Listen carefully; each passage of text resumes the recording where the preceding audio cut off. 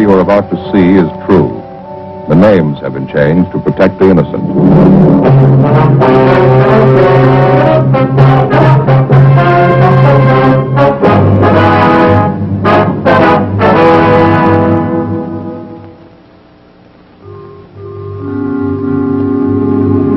This is the city.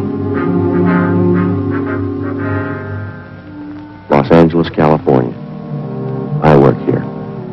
I'm a cop. It was Wednesday, September 2nd. It was cloudy in Los Angeles. We were working the day watch out of Homicide Division. My partner's Frank Smith. The boss is Captain Warman. My name's Friday. A man had jumped from a downtown 10-story building. We checked what evidence we had, but we were still unable to get an identification. Before we could proceed with the investigation, we had to know who he was and why he jumped.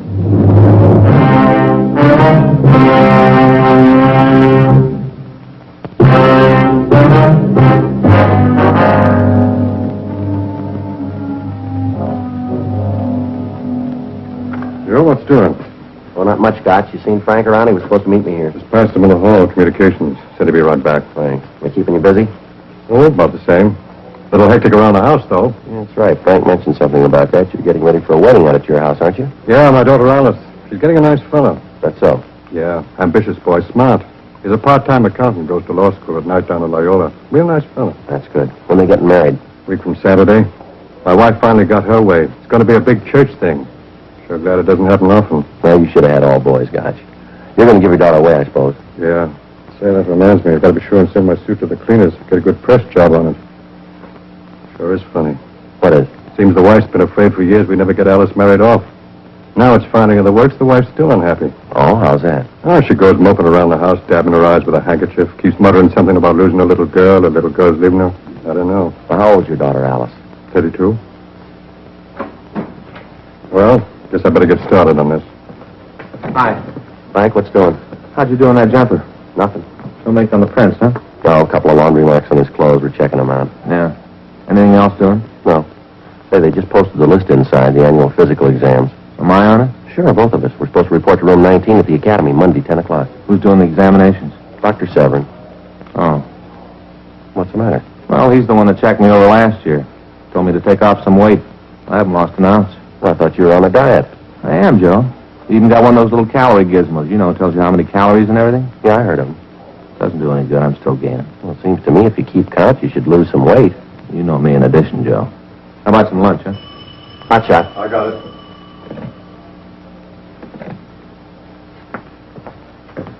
Well, here's one to roll out. I'll meet you out there. What is it? Stage Hotel, room 12. Yeah? Looks like murder.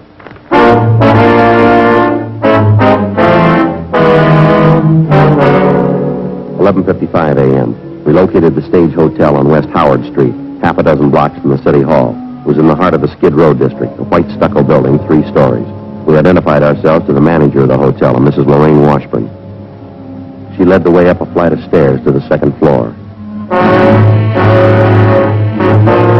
The hallway was dingy. Down at the end on the left was room 12. We went in. The room was crowded with furniture, bric-a-brac, odds and ends. The walls were covered with pictures of old-time vaudeville stars, autographed programs, and theatrical posters. In the center of the room was an open steamer trunk full of costumes and bundles of news clippings.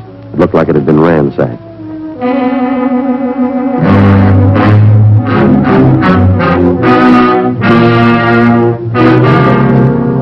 Tied to a chair was the body of a woman.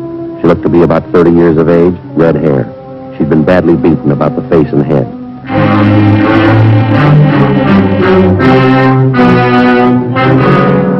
Near the body was an empty wine bottle, a pair of broken glasses, and a length of steel pipe about 10 inches long. There were blood stains on it. Frank put in a call to the office and then to the crime lab.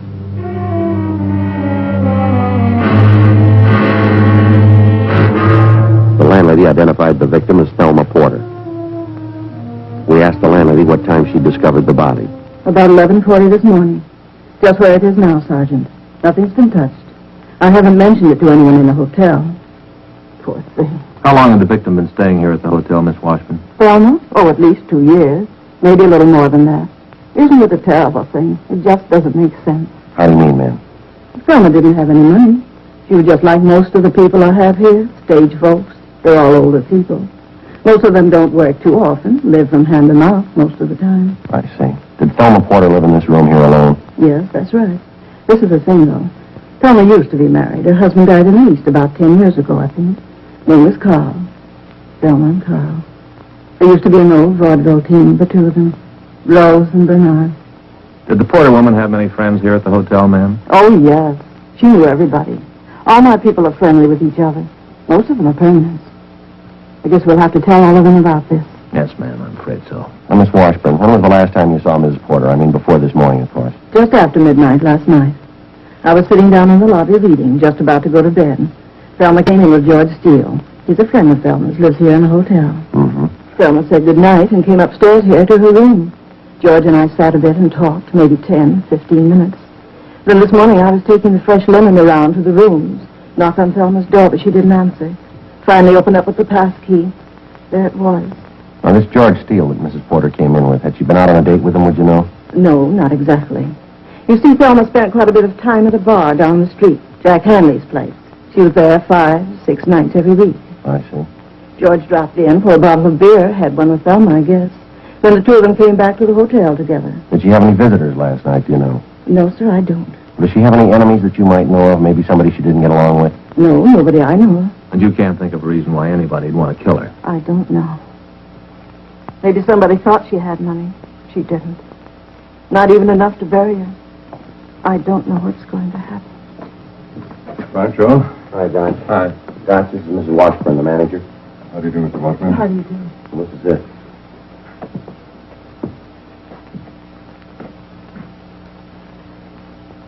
Crime lab crew on the way over? Yeah, they won't be here in a minute. Will you be needing me anymore, Sergeant? Can I go now? We've got a few more questions we'd like to ask you, ma'am, if you don't mind. Well, it's quite a shock, you know. Terrible thing to have happen.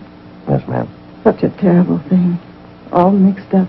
I'm going to have to explain. What's that, ma'am? Thelma. She was 3 weeks behind in her rent. I carried her on the books. The owner of the hotel's going to want the rent money. It's going to have to come from someplace. Well, how did Mrs. Porter live? Didn't she have any income at all? She worked occasionally, odd jobs. Then she'd have the unemployment insurance. Even that ran out on her 2 or 3 weeks ago. I see. There's no reason in the world for it, Sergeant, killing Thelma. She wasn't too young or very pretty. She wasn't worth anything. She didn't even have a decent coat to go out in. Yes, ma'am. That trunk over there, full of papers. That's all she had. What sense does that make? I don't know, ma'am. We haven't started checking yet.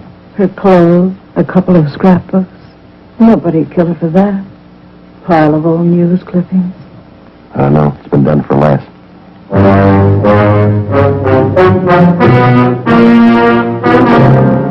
I continued to interview the landlady, Mrs. Washburn. She told me that the victim had quite a few male acquaintances that she'd met at neighborhood bars. She gave me the names of all those she knew of. 12:45 p.m. Sergeant J. Allen and the crew from the crime lab arrived. The body and the murder room were photographed from all angles. Dean Bergman processed everything in the room for latent fingerprints. The place was gone over thoroughly for further physical evidence. The only thing that didn't seem to belong in the room was the apparent murder weapon, the 10-inch length of steel pipe found beside the body. 1:05 p.m. After we put in a call to the coroner's office, we started checking with the residents of the hotel. No one gave us any direct leads to the killing, but more than a half a dozen of them told us that Mrs. Porter had been in the habit of making vague remarks about what she kept in that steamer trunk in her room. She made a point of never opening the trunk for anyone, and she hinted constantly, even in public, that she kept something of value inside. 4:45 p.m. We started checking out the list of the murdered woman's friends, which Mrs. Washburn and the tenants had given us. It went slow. We got little or nothing from the first dozen names on the list. 9:50 p.m. We went back to the office. Well, we've had better days, that's for sure. It's a lousy start. It couldn't be going much slower. We must have logged 40 miles of legwork. Nothing to show for it. Yeah. Hi, Doc. Hi, how'd you do? Not much. How about you and McCready? We checked out 10 names on the list, the Porter woman's friends. The only thing they could tell us we already knew. That business about the steamer trunk, Mrs. Porter hinting around she had something valuable in it. Where does that leave us? We got a fair motive to go on. The crime lab called just before you came in. They get anything? No latent prints. They went over that steamer trunk, though, found 100 shares of some kind of mining stock sewed in the lining of the trunk. Worth anything? Not the paper it's printed on. Never was worth anything, according to the broker who checked it. I got the blow-ups. Want to take a look at them? Yeah, thanks.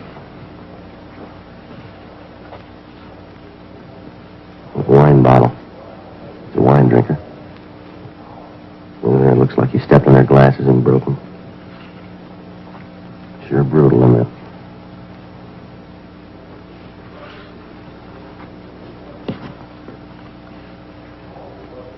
Sure prowled the trunk, didn't he? It sets up the motive pretty well. The Porter woman spent plenty of time at bars. She had a lot of men friends. We know she did a lot of talking about the nest egg she was supposed to have locked up in that trunk. So one of her boyfriends believed her, went up to have a look through the trunk, didn't know she was in the room, had to kill her. It's a good possibility. Oh, we got the word from the coroner's office, by the way. Yeah, what'd they have to say? Cause of death was multiple skull fractures. They're sure they linked the pipe as a murder weapon. Mrs. Porter died about 4 a.m., they figure.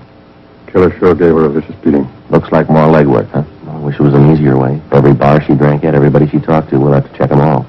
You know, there's just one thing that's got me stopped, Joe. Yeah, what's that? Thelma Porter. Don't you think she had an idea that mining stock was worthless? Well, I guess she did. Why'd she hang on to it? Why did she even keep the stock around? I don't know, Gotch. The only thing she had left were the scrapbooks, a couple of theater posters. Yeah. She knew they'd never pay off.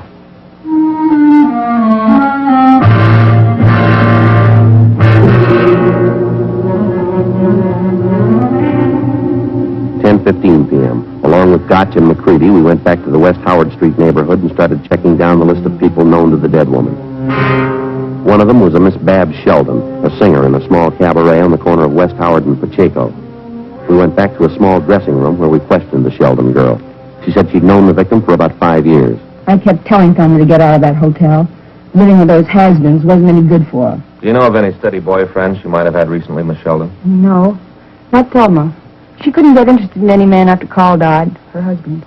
That's what she told me, anyway. There used to be a great vaudeville team, you know, she and her husband. Yes, ma'am, we know. Rose and Bernard.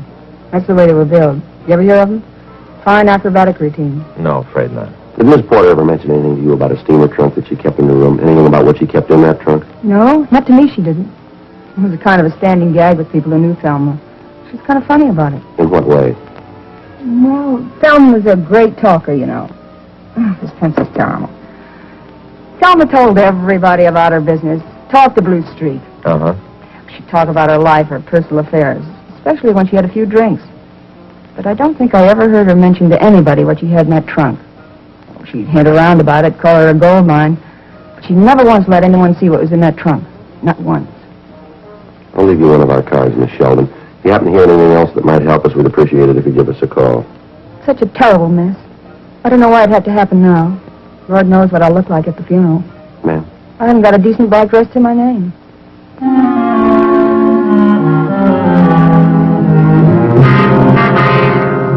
1 a.m. We checked back into the office to a prearranged meeting set up with Gotch and McCready. Hi.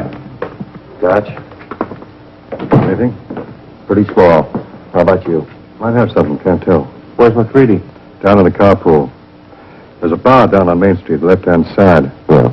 Porter woman used to go there quite a bit, according to the bartender. Most of the regular customers know her. Uh-huh.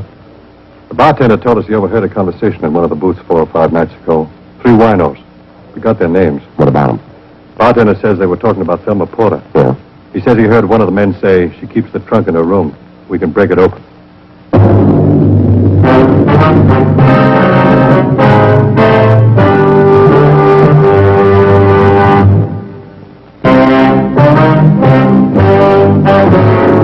Thursday, September 3rd, 8 a.m. We rounded up and took into custody the 3 men who'd been overheard while apparently planning a burglary of the murder victim's hotel room. Together with Sergeant Jack Gotch and Sergeant Jack McCready, Frank and I had little trouble locating the 3 men and bringing them in for questioning. They were fairly well known along Skid Row, and they immediately took the attitude that they had nothing to hide. We went along with them. We questioned them individually and together. Meantime, their rooms were being searched. No leads. 2 of the men were brothers, John Parkson and Arnold Parkson. The 3rd man was Harold Young. All 3 listed their occupations as part-time laborers, unemployed. All 3 had records: vagrancy, disorderly conduct, petty theft. We questioned Harold Young first. Then Arnold Parkson. They both had alibis. Their stories made sense, no conflicting statements. We interrogated the other Parkson brother, John. Same result. Well, it could have been, yeah. That trunk of Thelma's was kind of a gag around town. You know. We yacked about it a lot. Everybody kidded about it. We even used to rib Thelma. Tell her we're going to break in it some night. Find all the loot she had put away. Just a gag. I'm going to tell you something. We told this to the other two. We got an idea it was more than a gag in the case of you three. We got evidence to back that up. If you want to add anything more to your story, now's the time to do it, fella. I don't think I'm getting the pitch right, Sergeant. I told you everything. I don't know what kind of evidence you got, but I'm clean. I know that much. Maybe I booze it up some, but I don't run with heavies. Murder's way out of my line. That's your story, huh? What else can I tell you? Go.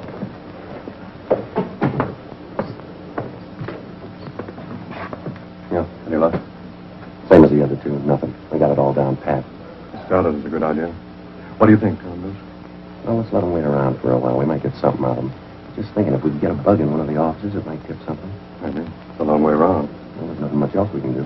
Think there's a chance? It's a small one. Let's don't count too much on it. We checked with Captain Lorman's office, and we got permission to have the office bugged. We put in a call to the crime lab and asked them to install listening equipment in the captain's office as soon as possible. They told us that they'd have the sound crew go to work on it immediately. Under the pretext of further questioning, Sergeant Jack Gotch and Frank took the suspects down the hall to the interrogation room, where they would be held until the sound men could finish rigging up the equipment.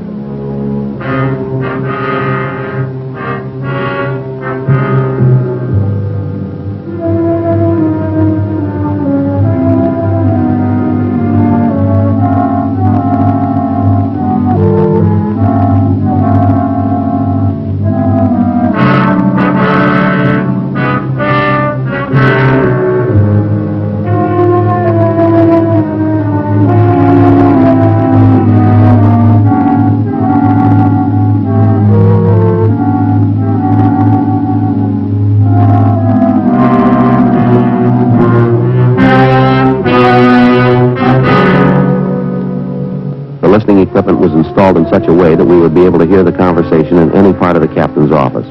Recording equipment and 2 sets of earphones were set up in the locker section off the squad room so that we could monitor the conversation between the 2 suspects. First, we had the 2 Parkson brothers, John and Arnold, placed alone in the captain's office. We listened to them talk between themselves for half an hour. They didn't say so directly, but we caught inferences that each brother doubted the other's innocence of the Thelma Porter killing. At 1:30 that afternoon, we took Arnold Parkson from the captain's office and had Harold Young take his place. Carlson will be feeding us again. I think I'll tell them off when they come in here. Keeping us waiting like this. Yeah, you'll tell them all. They'll keep us waiting much longer, and I will. Will you stop using that comb? You know any lawyer? We'd get out of here in a hurry with a lawyer. It costs money. We don't need one. Just hope you're sure about it, Harry. I what? You're not mixed up in it. The killing. What do you mean, am I sure of it? I told you. Just be sure, that's all. I don't want any part of it if you are. Yeah, well, you be sure, too. You and your brother. You always look at me when something happens. Don't go saying me and my brother. We've never been in any heavy stuff. Killings. No part of it. Listen, I'm going to tell you something. We shouldn't be talking about killings in here. Why not? Sometime the cops wire these rooms. Oh, you're out of your mind. You've been reading too much fiction. Yes, they do. They can hear everything you say. They don't have time to wire anything. I've been here all day. I'm going to look around. I'm taking no chances. I don't want to get involved in anything.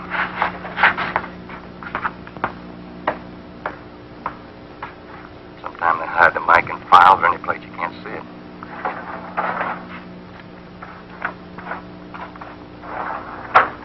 You're crazy. I'm not taking any chances. I'm going to check everywhere. Sometimes they put them on the chairs. What do they do, broadcast it? Where's the wire? They hide the mic on the edge of a desk. I've heard of that, too. Let's see. Better get in there.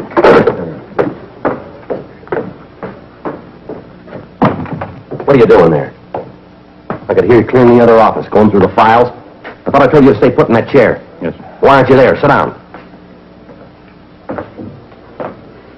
If I'd have wanted you to prowl the office, I'd have told you. Now, both of you, stay put in those chairs, you understand?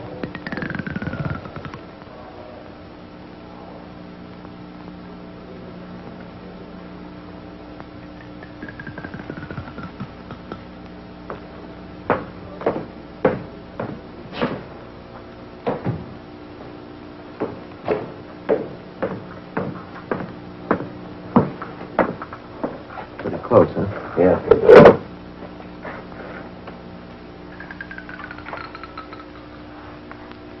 You got any more peanuts? No, you ate most of them. What do you want, a meal? I'm getting hungry. know, I think I'll hit the road when we get out of here. L.A.'s no good this time of year. The valley's better up around Fresno. You'll have to go alone if you go. Fresno's nothing. I'm staying here. Nobody asked you to come. I don't think I like this partner deal anyway. I like to travel alone, just me, nobody else. What's the matter? You think you got a raw deal? We made out, ain't we? Sure, we made out. I just want to go to the valley, that's all. All this cop trouble, I don't like it. Maybe you think I do. They talked me over more than they did you. Yeah, well, I don't care. I don't like it. I'm getting out of here.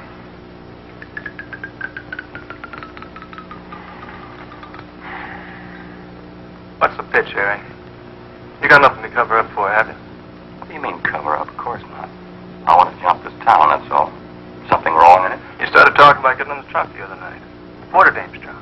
You're crazy. Your brother Arnie did. Oh, it was you, I remember. You sure about that killing, Harry? You weren't in it? Listen, don't go talking to me like that. I never started any talk about getting in the trunk. What are you getting mad about, huh?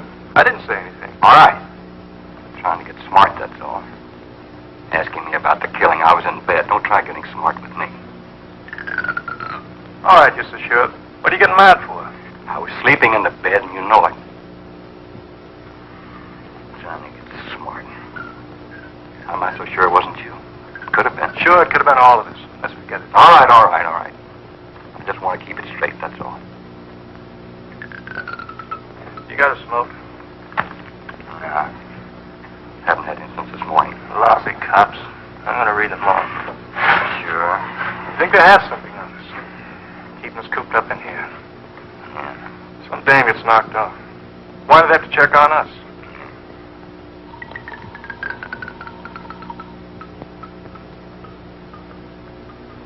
Tell me. Tell you what we need is a lawyer. All this trouble over that dame. Yeah. That trunk of hers. All she could talk about, what she had in the trunk. Nothing in it anyway. Old papers. Huh? Old papers. How do you know what was in it? You're crazy. I didn't say You anything. said old papers. You said there wasn't anything in the trunk. You were up in her room. You saw her. You're crazy, Harry. You Shut saw up. her and you killed her. Shut up. Come on. All right, that's enough. Come on. That's enough. It's him. He knew about the trunk. He killed her. He's lying. Can't you see that? He's lying. That's enough. He knew about the trunk, Sergeant. He was sitting there. He said old papers in the trunk. He must have killed her. He's lying. Trying to cover up. That's what he's trying to do. He's lying. Look, there's a dictaphone in the room. We heard you. No, you didn't. It's recorded. We'll play it back for you. Yeah? That's right. I didn't mean it. I didn't mean any of it. She wasn't supposed to be in her room. It wouldn't have happened if she wasn't there. All right, why'd you do it? I don't know. I just wanted to see what was in that trunk. She was going to scream, so I hit her with a pipe. She was suffering, so I killed her. I didn't want her to suffer. It was just one thing on top of another. When I went there, I didn't even think about killing her. Just wanted to see what was in the trunk. Just wanted to look. I had to find out. I guess you know. Papers. Old pieces of newspapers, that's all.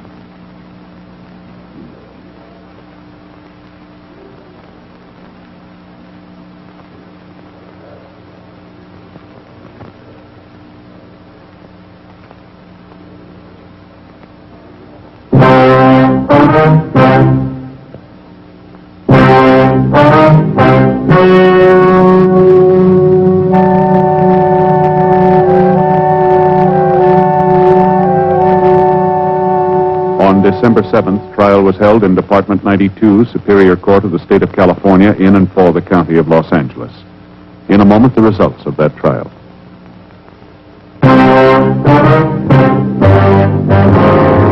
The suspect was tried and convicted of murder in the first degree.